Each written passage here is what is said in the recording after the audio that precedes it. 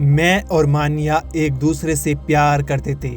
मान्या ने मुझे बताया कि उसके घर वाले उसे पीटते हैं और वो उनके साथ नहीं रहना चाहती, वो मेरे साथ रहना चाहती थी। हमने तय किया कि शादी कर लेंगे। जून में हमने घर छोड़ दिया और कोर्ट मैरिज कर ली। शादी के बाद हम थाने गए, बयान दर्ज कराए। इसी बीच मान्या प्रेग्नेंट हुई और हम उसकी देखभाल के लिए दिसंबर में वापस घर लौट आए। लेकिन ये बात मान्या के घर वालों को बर्दाश्त नहीं हुई। उन्होंने घर में घुस मान्या के पेट, जिसमें एक मासूम बच्चा पल रहा था, उस पर रोड से वार किया, फिर कुल्हाड़ी सिर पर मारी और मान्या की हत्या कर दी। ये शब्द हैं कर्नाटक के हुबली धारवाड़ जिले के रहने वाले विवेकानंद के, जिसने जून के महीने में अपनी 20 साल की प्रेमिका मान्या से कोर्ट मैरिज की थी। दोनों एक नई जिंदगी की शुरुआत करने वाले थे। यहाँ तक कि मान्या प्रेग्नेंट थी और कुछ ही महीने में एक बच्चे को जन्म देने वाली थी। घर में खिलखारी गूंजने वाली थी। लेकिन 22 दिसंबर की वो शाम, जहाँ पर मान्या के पिता प्रकाश गोड्डा ने जो है इस घर में कोहराम मचा दिया। घर में घुस कुल्हाड़ी, पाइप और यहाँ तक कि रोड से वार किया। पहले मान्या के पेट में रोड से वार किया और उसके बाद उसके सिर पर कुल्हाड़ी मार उसकी हत्या कर दी। यहाँ तक कि सिर्फ मान्या नहीं बल्कि उसके पेट में पल रही एक मासूम सी जान को भी मान्या के पिता ने खत्म कर दिया है। अब यहाँ पर सवाल उठता है कि आखिर मान्या के पिता ने क्यों जो है अपनी 20 साल की बेटी को इतनी बेरहमी से मौत के घाट उतार दिया है। क्यों जो है उनके हाथ नहीं कांपे, क्यों उनका दिल जरा सा भी नहीं पसीजा। क्या है इसके पीछे की कहानी, इस वीडियो में आपको जानने को मिलेगी। नमस्कार, मेरा नाम अनिरुद्ध पवार, आप देख रहे क्राइम तक। ये पूरा मामला कर्नाटका के हुबली धारवाड़ जिले का है। यहाँ पर विवेकानंद और मान्या वीरापुरा गांव में रहते थे। दोनों के घर में मात्र 200 मीटर की दूरी थी और दोनों एक दूसरे को पसंद करते थे। ग्रेजुएशन के दौरान विवेकानंद और मान्या पाटिल की मुलाकात हुई थी, लेकिन दोनों जो है एक अलग अलग समुदाय से ताल्लुक रखते थे। विवेकानंद जो है दलित समुदाय से ताल्लुक रखते थे, जिसके चलते जो है परिवार वालों में विवाद भी होता रहता था। लेकिन विवेकानंद और मान्या एक दूसरे को बहुत ज़्यादा पसंद करते हैं और दोनों एक दूसरे से प्यार कर बैठते हैं। लेकिन जब इस बात की खबर मान्या के परिवार वालों को पता चलती है तो वे मान्या को प्रताड़ित करते हैं, मेंटली फिजिकली टॉर्चर करते हैं, यहाँ तक कि उसकी पिटाई भी करते हैं। और मान्या जब इस बात की जानकारी विवेकानंद को बताती है कि मेरे घर वाले पीटते हैं, मारते हैं, मुझे तुमसे शादी करनी है, तुम्हारे साथ ही रहना है, तो विवेकानंद जो है एक प्लान बनाता है कि हम दोनों जो है भागकर शादी कर लेंगे। इसके बाद मई के महीने में विवेकानंद और मान्या अपना गांव वीरापुरा छोड़ देते हैं और दोनों जो है विवेकानंद की मामा जो हेवारी में रहते हैं वहां पर पहुंच जाते हैं। वहां पर एक महीने तक रहते हैं और 19 जून 2025 को ये दोनों कोर्ट मैरिज कर लेते हैं। इसके बाद मान्या प्रेग्नेंट हो जाती है और हवारी के हॉस्पिटल में ही मान्या का इलाज चल रहा था। लेकिन धीरे धीरे समय बीत रहा था और मान्या की जान को खतरा बन रहा था। ऐसा विवेकानंद को लगता था कि उसके परिवार वाले जो हैं कभी भी मान्या को खत्म कर सकते हैं, जिसके चलते वो धारवाड़ जिले के एसपी गुंजन आर्य से मुलाकात करता है। उन्हें पूरी कहानी बताता है कि मेरी बीवी को जान का खतरा है और उसके घर वाले उस पर हमला कर सकते हैं और उसके पेट में एक मासूम सी जान पल रही है, तो मैं कोई रिस्क नहीं लेना चाहता।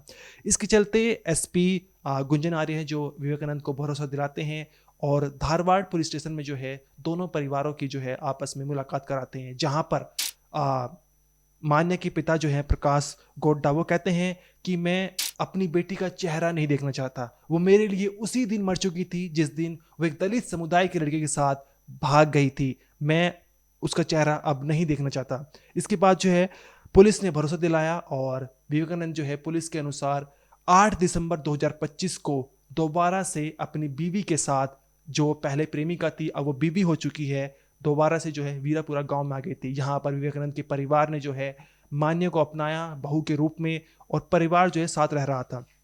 यहाँ तक कि विवेकानंद को लगता था कि आने वाले समय में जो है मान्या के पिता प्रकाश गोड्डा पाटिल मान जाएंगे और जब उन्हें पता चलेगा कि उनकी बेटी के पेट में एक मासूम बच्चा पल रहा है और वे जल्द ही नाना बनने वाले हैं, तो शायद वे मान जाए और हमारे रिश्ते को अपना ले। लेकिन 22 दिसंबर की शाम को जो कुछ होता है वो विवेकानंद ने सपने में भी नहीं सोचा था। शाम 6:30 बजे हुए थे। घर में मान्या और मान्या की सास यानी विवेकानंद की माँ थी और विवेकानंद जो विवेकानंद के ससुर हैं यानी मान्या पाटिल के पिता प्रकाश गोड्डा, वो अपने रिश्तेदार वीरप्पा और अरुण के साथ जो है हथियार लेकर इनके घर में घुस जाते हैं। आप सीसीटीवी में देख भी सकते हैं, जहां पर उनके ये प्रकाश गोड्डा है मान्य के पिता, उनके हाथ में एक हथियार भी आपको दिखाई दे रहा होगा। वे घर में घुसते हैं। घर में घुसते ही विवेकानंद की माँ शोर मचा देती है। विवेकानंद के पिता दौड़े दौड़े भागे भागे आते हैं और हमलावरों ने उन्हें पकड़कर रोड से पीटा। इसके बाद वे सीधा जो है मान्य के पास जाते हैं। उसके पेट पर जहाँ एक मासूम बच्चा पल रहा है, वहाँ जो है रोड से वार किया जाता है। फिर सिर पर कुल्हाड़ी मारी जाती है, फिर पाइप से वार किया जाता है। और ये सब जो है वो प्रकाश गोड्डा ही, जानी मान्य का पिता ही, अपनी बेटी को मार रहा था, पीट रहा था और उसको इतनी बुरी तरह मारता है कि उसकी मौत हो जाती है।